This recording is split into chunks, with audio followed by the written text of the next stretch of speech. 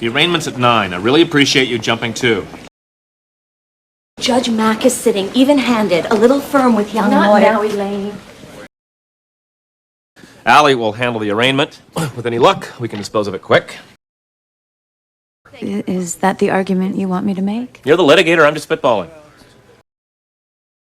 Well, I have a dinner meeting with Ronald Cheney, Gaddam Publishing. Big ticket.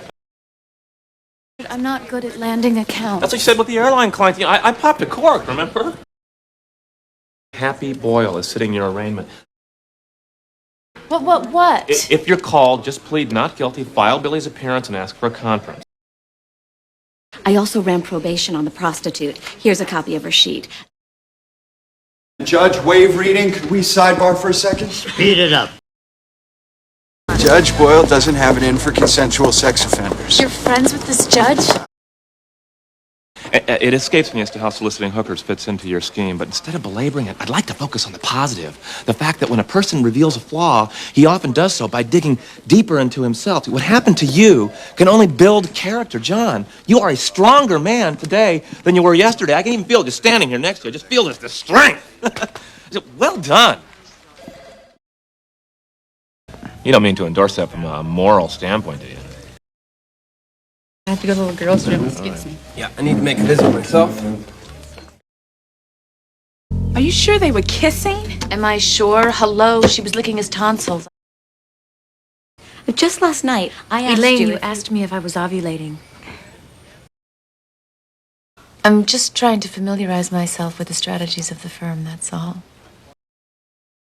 This is about Judge Boyle letting John Cage off, isn't it? I'm gonna have drinks with a man to get ahead. I don't have any questions about the litigation department. That was just a pretext. What exactly was the ethical pulse throbbing there? That was a sort of spur-of-the-moment whim thing that kind of just happened. I kept my body language stiff, hands behind my back. I only smiled medium. He said that he was angry at Richard for bringing me there as window dressing, and then he bumped into Whipper at the bathroom, and she looked all nice, and she was flirting, and he suddenly thought that if he was going to kiss anybody, he was going to kiss Richard's girlfriend, and a whim took over. You know, I don't usually drink in the morning, but good news should never go uncelebrated. The truth is, I thought this guy would spit the hook. I don't know what you did last night, but whatever it was, it did the trick. Hey, this account is a potential cash cow. Now, you don't have to do the actual milking, but we will take this client. I'll take into consideration as to whether or not we take on the client. I feel I've lost the confidence of the office. I'll circulate a memo.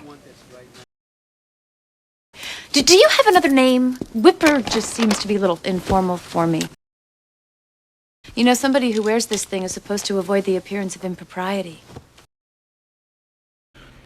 Sure, I could walk into a bar and buy a lady a drink and under the pretext of perhaps a budding relationship, seduce her into satisfying my sexual needs. But that goes against my grain to deceive another person, no matter the physical gratification. I thought it more honest to solicit a prostitute. No potential for someone with a vulnerable heart to rely falsely to her detriment. But morally, I believe I was on higher ground. You may have unburdened yourself, but the clear conscience wouldn't have been worth it, and you would have killed her. You know, no matter how amazing his body was, if I can't attach a personality to him, I can't make it happen. You might be overstating it a little. I doubt it.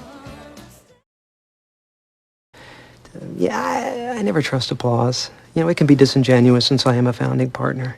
But I thank you in advance for your candor. Richard, I think anybody could be guilty of an indiscretion once. You have no idea what you'd be getting yourself into.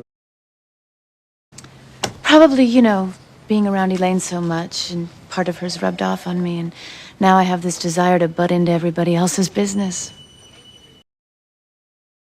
Whatever the secret is, I don't think I'm gaining on it.